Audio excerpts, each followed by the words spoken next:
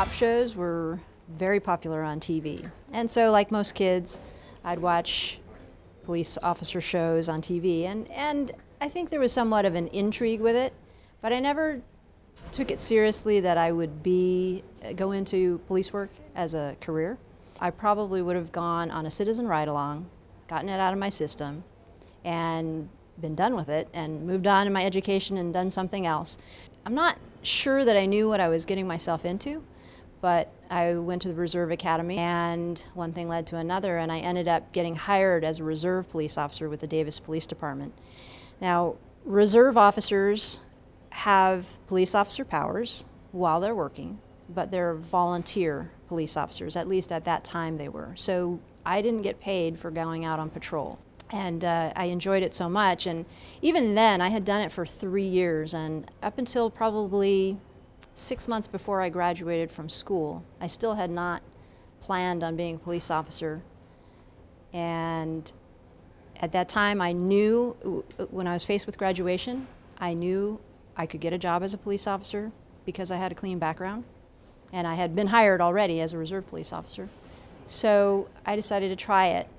When I graduated from school and I was looking for a job as a police officer, I was trying to decide what agency to apply for, and I chose Fremont because of its progressive nature and because I saw the opportunity for growth. It took a good 6 months to get hired.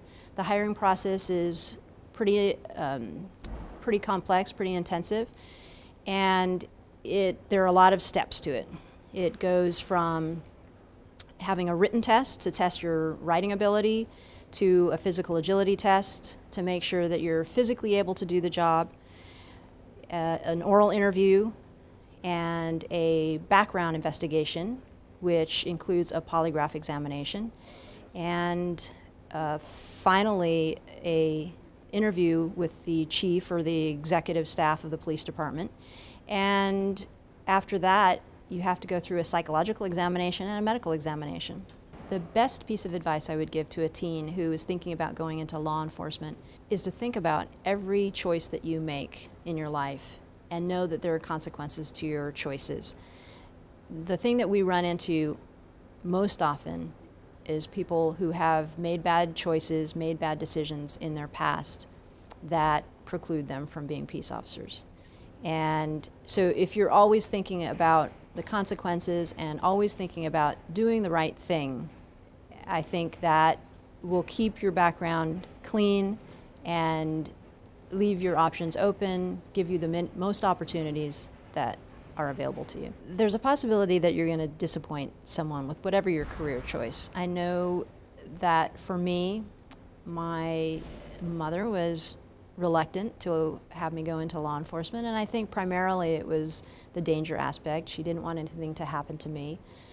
And there are cultural restrictions for a lot of kids, and I think the important thing is to communicate with your parents, explain that why you want to do certain things, because I do think there's a certain calling that this career has. I think that for me, I really had to follow my heart, follow what I wanted to do.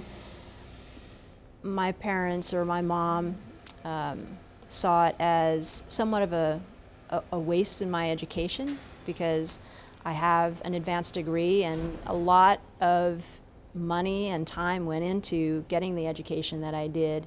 And even though most police departments, or many police departments, don't require a bachelor's degree or college degree to be an entry-level police officer, if you want to advance in your career, it's pretty much a requirement to have a bachelor's degree or even a master's degree or other advanced degree. And I think that eventually, if you're happy in doing what you're doing in your career, your parents will recognize that.